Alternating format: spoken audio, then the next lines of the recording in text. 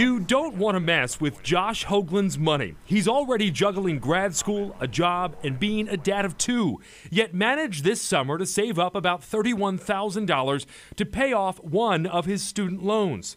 There was just one problem. Representatives told me over and over again that I could not pay off that one particular loan. Here's the background. Josh consolidated the billing on two different federal student loans. It left him with a single payment on the separate balances. One that was subsidized, which means it doesn't accrue interest while he's in grad school. The other balance, the one he wanted to pay off, is unsubsidized, which means he still has to pay the interest, and it adds up fast. Accruing interest, probably around $10,000, $12,000 total. A lot of money. It is. But he'd save himself all that money if he could pay off that interest accruing loan. So he called Navient, the company that manages billing and servicing for the government. Time and time again, here's his call log. He says 5 different Navient representatives told him he could not make a payment on just the unsubsidized loan. He had to split that payment equally to both parts.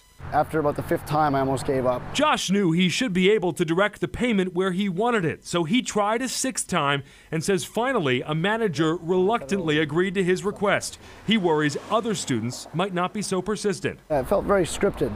It felt that I felt that they had the same response, and it was almost as though they were reading off a screen. So they were not telling you the truth, or they didn't know what they were talking about? That's the way I felt, yes. And Josh is not alone. This year, the Federal Consumer Financial Protection Bureau sued Navient. The lawsuit cited many issues with Navient, including its problems processing payments. Quote, Navient made errors, sometimes month after month, in misallocating and misapplying payments made by consumers. These acts and practices caused, or were likely to cause, substantial injury to consumers in the form of late fees, interest accrual, and negative credit reporting. These companies have business practices that have been very frustrating and problematic for borrowers, and that's been permitted to continue. Heather Jarvis speaks around the country as a student loan expert. She says the loan servicing companies view the federal government as their customer, not individual borrowers. And she blames the Department of Education